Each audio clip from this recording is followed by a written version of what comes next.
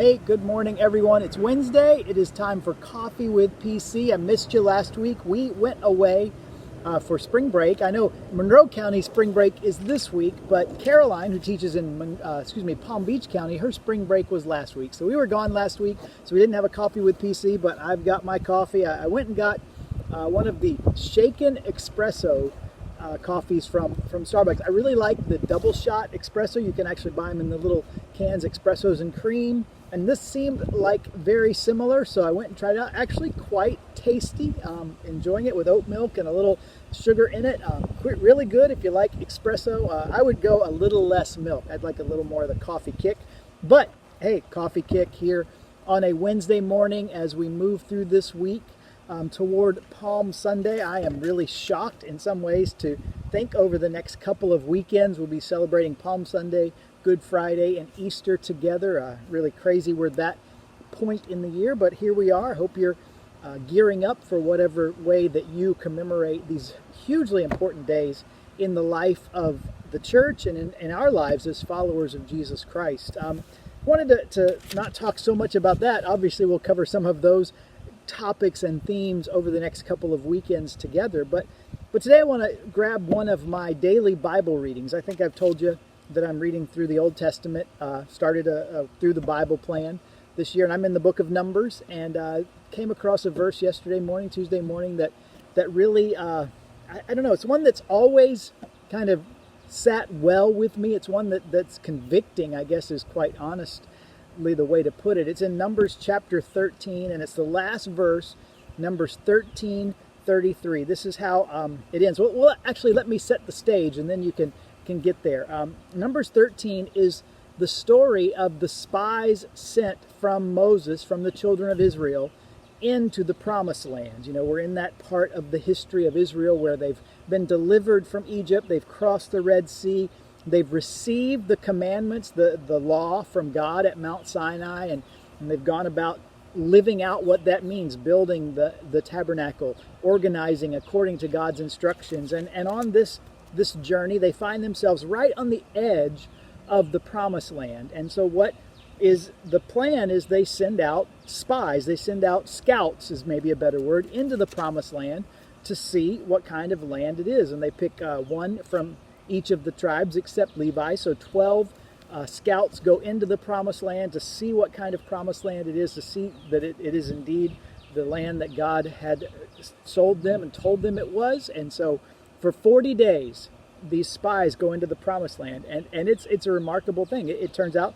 the promised land, their report is it's exactly what God told us it was. It's a land flowing with milk and honey, as the phrase goes. In fact, they bring some of the produce of the land back to show the people of Israel. They bring pomegranates and figs, but the most striking part of their crop or their harvest is they bring back a single cluster of grapes that required them to carry it on a pole on their shoulders between two men. It's that big of a cluster of grapes. That is one huge cluster of grapes if it takes two people to carry it. So obviously this place that God has led them to the very edge of and told them would be their inheritance, it's everything He promised them.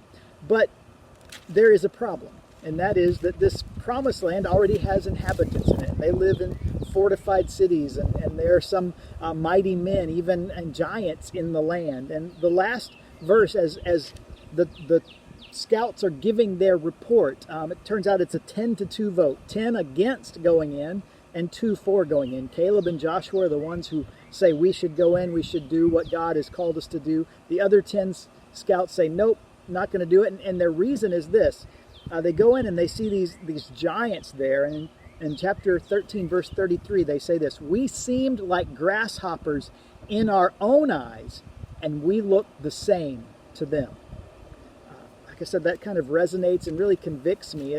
I first came across this passage when I was a teenager and struggling with insecurity, self-esteem issues, and was reminded that, you know, this is the reality. How we see ourselves sometimes is how we're perceived beyond ourselves. But more than that, the thing that's interesting to me about this passage and the point I want to make this morning to you, particularly as we're on the precipice of celebrating Palm Sunday, Good Friday, and Easter, these moments in our faith where God secures for us salvation by the death and resurrection of his Son, the great victory that he wins on our behalf, is that sometimes we forget what God has done for us.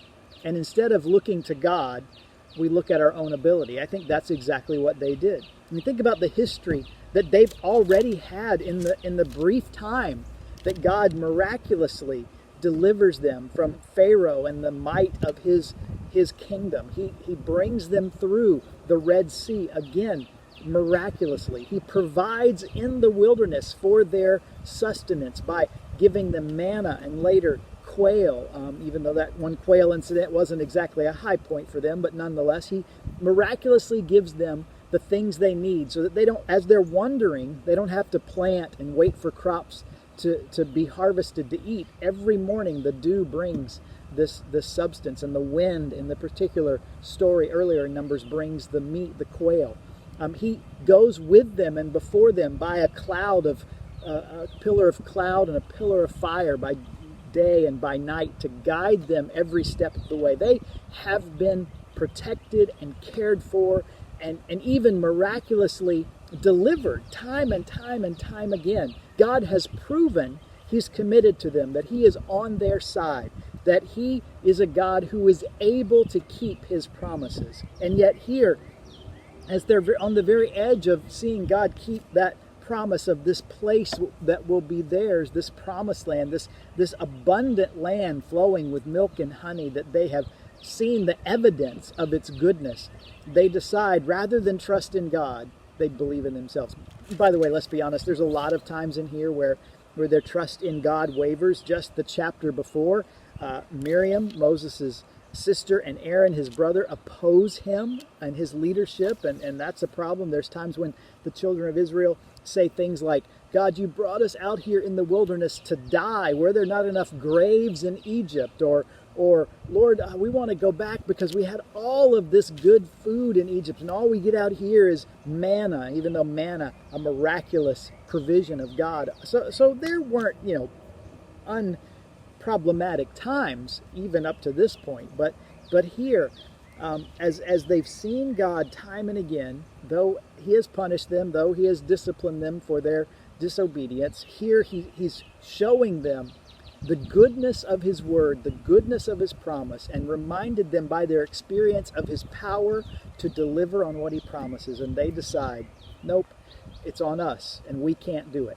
How often in our lives do we take our eyes, our focus off God and who he is and what he has done for us, and instead kind of get in our own little pity parties, our own, we're nothing, we're like grasshoppers in our own eyes, and they're giants, and there's no way in this situation, in this difficulty, in this challenge that I'm facing, that it's ever going to work out okay, God. And we discount completely the promises and the power of God he has made to us. That's the message, by the way, that will be proclaimed around the world as we celebrate Easter, that God demonstrates powerfully through the resurrection that the greatest thing we have to fear, that is death itself, has been conquered by the gift of his Son Jesus, and that he promises us by placing our faith in him to be with us along the journey. Doesn't promise there won't be without challenges. By the way, this is another message or lesson we could take from this,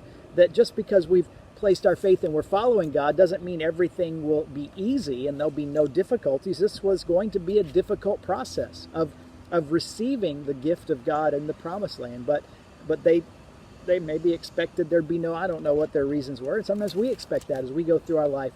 We think any difficulty is a sign God has forgotten us, but that's not the case. It's just an invitation for us to trust God to do what only he can do when we come to the end of ourselves. And so that's a verse that has long resonated, has registered with me, and one I needed to be reminded of through this, to know that God is able and will keep his promises. All of his promises are yes and amen in Jesus. So I hope you'll take that to heart. Listen, I'm going to put the registration link to this for this Sunday, Palm Sunday worship service. Love to have you join us for that. And then the following Friday, a week from Friday, which would be what? Today's the 24th. So the 2nd of April, Friday, April 2nd, we'll have our Good Friday service here in person. It will not be streamed. Good Friday will not be streamed. It'll be only in person. And then Easter Sunday worship, 9 a.m. Here in person. We'll have a registration link for that next week. We will stream a sunrise service. We have a few people being baptized, and so Penny Camp has allowed a few of us to come there for that, to stream our service from that place, to have the baptism. But we're not able to open it up to everybody to come this year because of the limits the park has on the number of attendees because of the pandemic. So we invite you to join us 7 a.m. Easter Sunday. So that's what's coming up. We'll remind you of those things through our social media channels and the like. Hope you'll join us as we, in this time of year, remember the goodness of God. Remember how He's come through for us in Jesus. And no matter the difficulties we face, that we can keep our eyes on Him, focus on Him, and find Him to be faithful. He is good. He is faithful even when we are faithless, because He cannot disown Himself. Take that to heart. Look forward to worshiping with you around these holidays. I'm going to finish up my shaken espresso. I'm quite enjoying this. First time I've tried it. I think it won't be the last. So until next time, have a great rest of your week, and we'll look forward to connecting with you by stream or in person for worship on Sunday. See you later.